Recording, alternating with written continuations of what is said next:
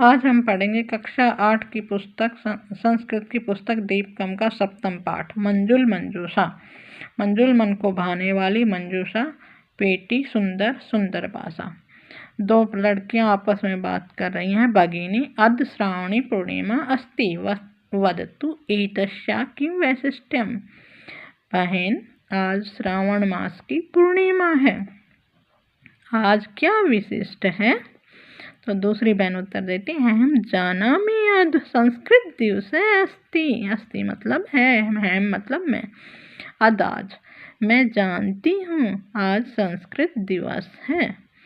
वयम एतम असप्ताहम आचरम, हम इसको पूरे सप्ताह आचरण करेंगे।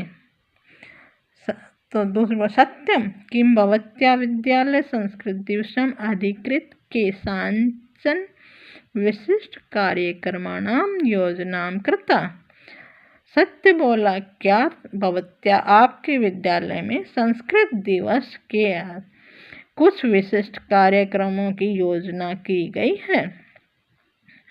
तो दूसरी बालिका कहती, आम हाँ ओमिति मम विद्यालय अनेकेषा कार्यक्रमाणाम योजना रचिता। हाँ ओमिति, मेरे विद्यालय में बहुत से कार्यक्रमों की योजना है। अहो एवं किम तत्र भवती भागम गृह्णाति। ओह, तो तुम किसमें भाग ले रही हो।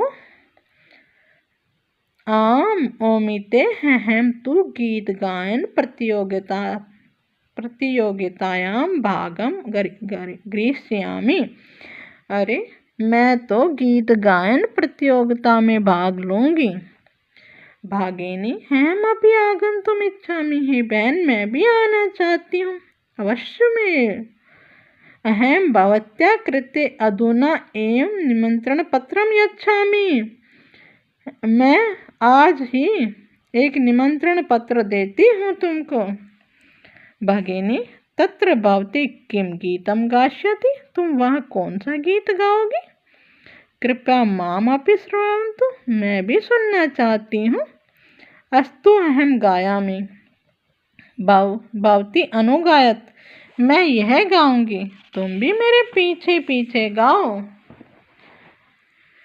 मुनिवर विकसित कविवर विलसित मंजुल मंजूषा सुंदर सुरभाषा। अयि मातस्तु पोषण क्षमता मम वचनातीता सुंदर सुरभाषा। मंजुल मतलब मधुर लगने वाली, मंजूषा पेटी की तरह, मातस्तु माता की तरह, पोषण क्षमता पोषण करने की क्षमता, वचनीता वचनातीता जिसका वर्णन ही नहीं किया जा सकता। मतलब वो वर्णन से परे चीज़ होती है जिसको हम बहुत ज़्यादा एक्सप्लेन करने के बाद भी संपूर्णतः नहीं बता सकते। इसका पदच्छेद देखते हैं। मुनिवर विकसित कविवर विलसित मंजुल मंजूषा सुंदर सुरभाषा। अयि माता है तो पोषण क्षमता, मम वचनातीता सुंदर सुरभाषा। चलो इसका अन्वय देखते हैं अब। मुनिवर विकसित कविवर विलसित मंजुल मंजूषा सुंदर सुरभाषा। अयि माता तो पोषण क्षमता मम वचनातीता अस्ति। भावार्थ, संस्कृत भाषा अतीव सुंदर भाषा, देव भाषा रूपेण से परिचिता अस्ति। मुनिवर विकसित, इसका अर्थ है मुनिये अस्य संस्कृत भाषाया विकास कृतवन्तः। मुनियों ने हमारी इस भाषा का विकास किया है। मुनियों द्वारा इस भाषा में बहुत से ग्रंथ रचे गए जिससे इस भाषा का विकास हुआ। भाषा के विकास के लिए पुस्तकें लिखी जाती हैं। ऐसा भाषा भूयिष्ठान भारतीय भाषानां तथा विश्वस्य बहुना भाषानां च जननी भाषा गुरु भाषा वा अस्ति। यह भाषा बहुत सी भारतीय भाषाओं की और विश्व की बहुत भाषाओं की जननी भाषा है और गुरु भाषा भी कह सकते हैं। कविवर विलसित का मतलब होता है कवियों द्वारा विलासित की कोई बहवे काव्य रचनाया अशा सौंदर्य वर्धितवान। बहुत से कवियों के द्वारा काव्य रचना के करके इसके सौंदर्य को बढ़ाया गया। मंजुल मंजूषा कोमल पदावल्या परिपूर्ण ऐसा ज्ञान पेटिका अस्ति। मंजुल मतलब मन को भाने वाली, कोमल पदावलियों से परिपूर्ण यह ज्ञान रूपी संदूक जैसी है। जिस तरह संदूक में हम चीज़ें सुरक्षित रख के और उस पर ताला लगाते हैं, उसी तरह ये हमें बहुत ज्ञान देकर हमें विद्वान बनाती है। संस्कृत भाषाया स्वपदावली भी अन्य भाषा ज्ञान विज्ञान से परिपोषयति। अति मात सत्व पोषण क्षमता। इसका मतलब संस्कृत भाषा अन्य भाषाओं के ज्ञान और विज्ञान को भी अपने पदों के द्वारा पोषित करती है। माँ की तरह दूसरी भाषाओं को भी पोषित करती है। जैसे माँ अपने सभी बच्चों का पालन करती है, उसी तरह संस्कृत भाषा बहुत सी भाषाओं को अपने पदों के द्वारा, क्योंकि संस्कृत भाषा कोई जीवित नहीं देख सकते हम उसको, वो मनुष्य रूप में नहीं है, लेकिन संस्कृत में पालन पदों से हो रहा है। मतलब गद्य और पद में पद जो होते हैं उनसे संस्कृत भाषा ज्ञान विज्ञान को पाल रही है। संस्कृत मम वचनातीता सुंदर भाषा अवर्णनीय। संस्कृत भाषा का गौरव वर्णातीतम अवर्णनीय है, उसको तो कहना संभव ही नहीं है। अब है दूसरा श्लोक। वेद व्यास वाल्मीकि मुनीनाम कालिदास बाणादि कवीनाम पौराणिक सामान्य जनानाम जीवनस्य आशा सुंदर सुर भाषा। चलो पदच्छेद देखते हैं।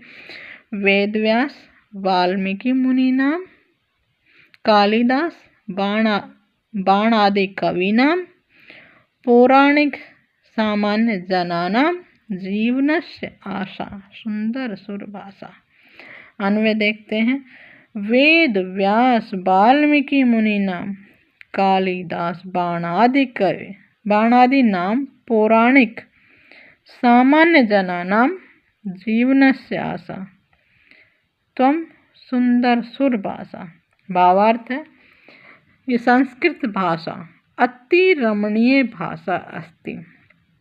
संस्कृत भाषा बहुत ही रमणीय भाषा है, जिसमें हम सुन के रमण करने लग जाते हैं और जिसकी सुंदरता में खो जाते हैं। वाल्मीकि वेद व्यास इत्यादि महर्षि वाल्मीकि महर्षि वेद व्यास इत्यादि मुनियों ने रामायण महाभारत पुराणादीन ग्रंथान रचितवान। इसकी रमणीयता को बढ़ाते हुए महर्षि वाल्मीकि वेद व्यास इन मुनियों ने रामायण और महाभारत के प्राचीन ग्रंथ रचे थे। कालिदास बाणभट्ट प्रभृत्य विशिष्टा कव्य अपि उपादेयानि काव्यानि रचिवन्ते। महाकवि कालिदास और बाणभट्ट ने भी इसके विशिष्ट अपने काव्य रचे हैं। विशिष्ट काव्य अपि उपादेयानि हमें विशिष्ट काव्य दिए हैं, रचिवन्ते रच करके। प्राचीन कालाद आरंभे इदानी बहुत समय पहले, जब यावद सामान्य जनानां जीवनस्य संस्कृत भाषाया रचिते काव्यै प्रभावितम् अस्ति। प्राचीन समय में सामान्य जनों के द्वारा जीवन में सामान्य जनानाम जीवनम संस्कृत भाषा से रचे हुए काव्य से बहुत ही प्रभावित थे। संस्कृत भाषा बहूनां लक्षणां प्रापिका अस्ति। संस्कृत भाषा बहुत से लक्ष्यों को प्राप्त कर सकते हैं। संस्कृत भाषा बहुना लक्षणां प्रापिका अस्ति। संस्कृत भाषा से बहुत से लक्ष्यों को प्राप्त कर सकते हैं। अतः संस्कृत भाषा सुंदर भाषा अस्ति। यह संस्कृत भाषा बहुत ही सुंदर भाषा है। प्राचीन समय में जब सामान्य लोग संस्कृत भाषा के रचे हुए काव्यों से प्रभावित थे तो वो अपने बहुत से लक्ष्य प्राप्त करते थे और हम अब भी कर सकते हैं। अतः संस्कृत भाषा बहुत ही सुंदर भाषा है।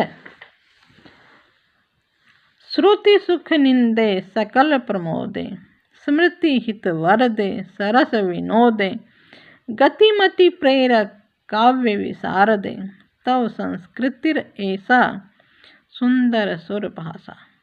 पदच्छेद है। श्रुति सुख निंदे सकल प्रमोदे, स्मृति हित वरदे सरस विनोदे, गतिमति प्रेरक काव्य विशारदे, तव संस्कृति ऐसा सुंदर सुर भाषा।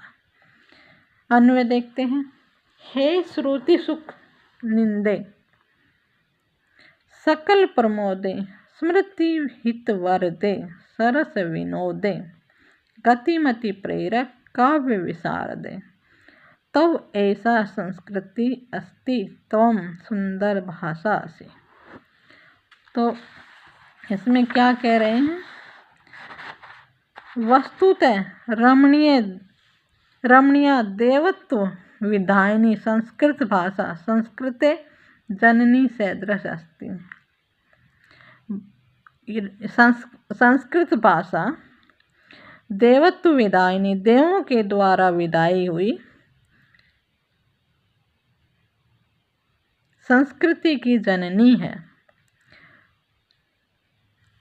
रमणीय देवताओं द्वारा रमण की गई संस्कृत भाषा हमारी संस्कृति की जननी है।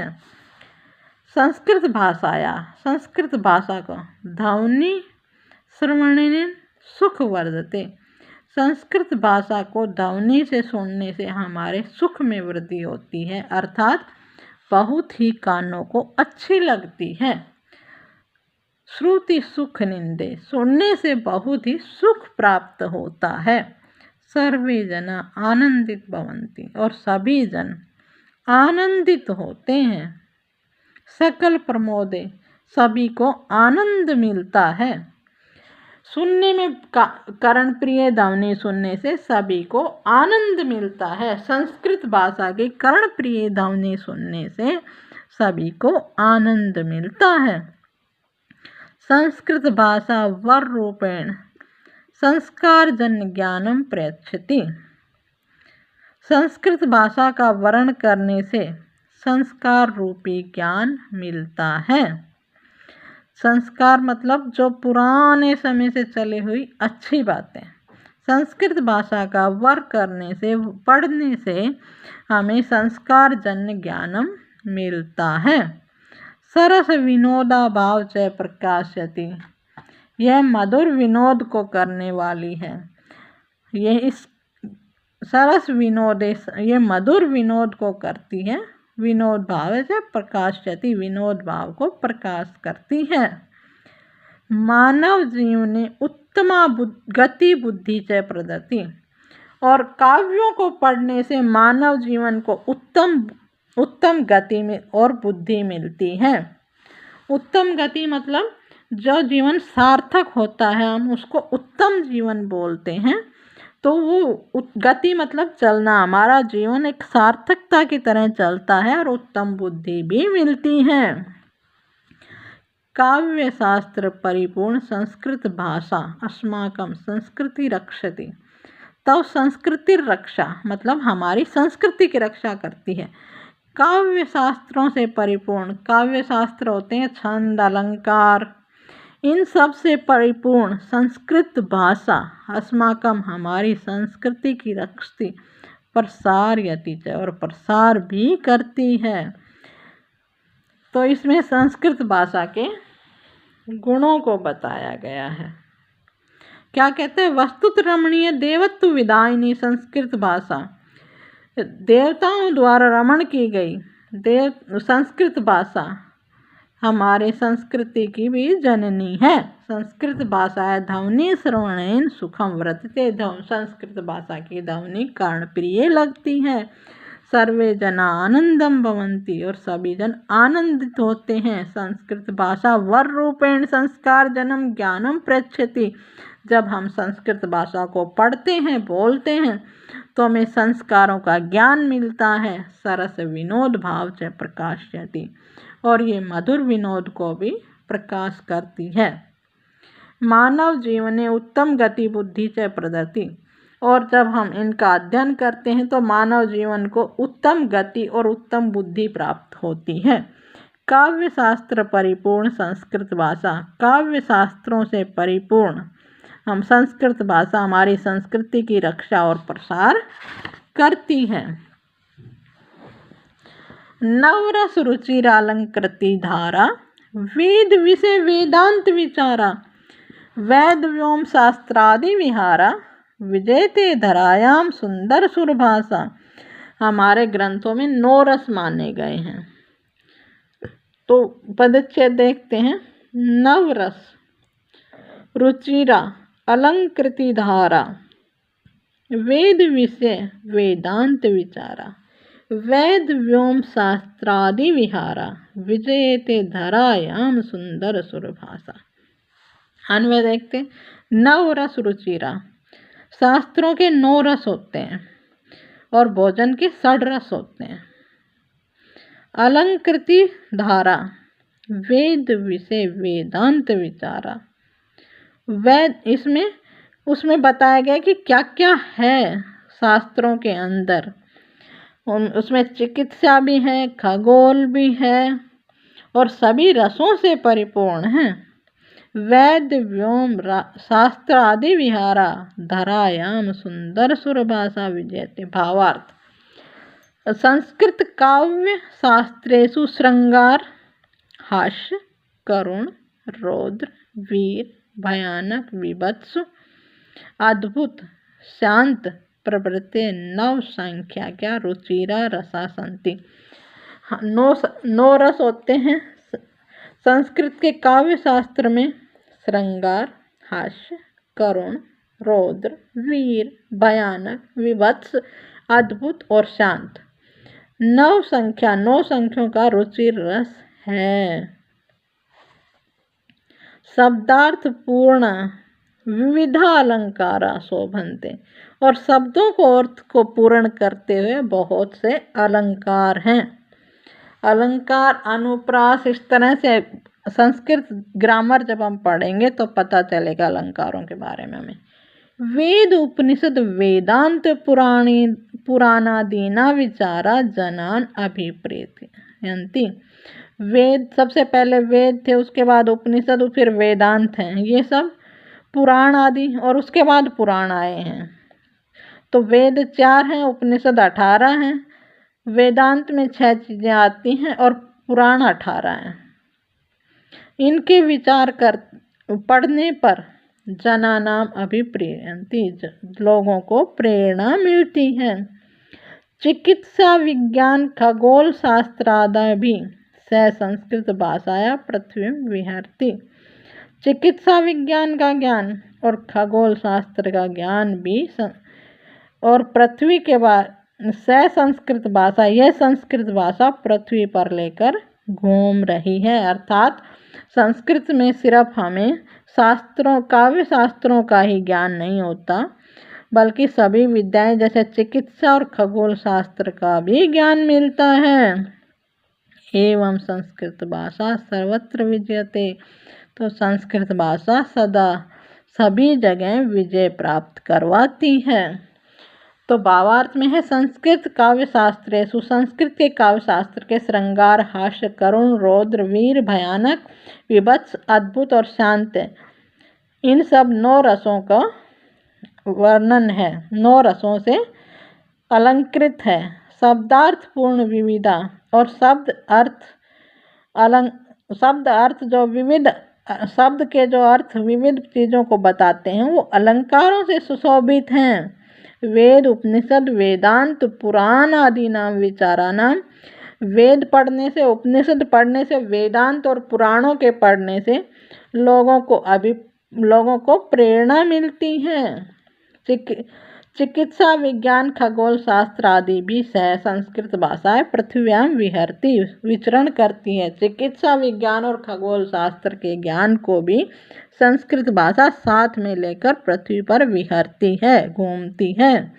ऐसे संस्कृत भाषा सर्वत्र विजयते, इसलिए संस्कृत भाषा सभी जगह विजयी है और यह बहुत ही सुंदर भाषा है।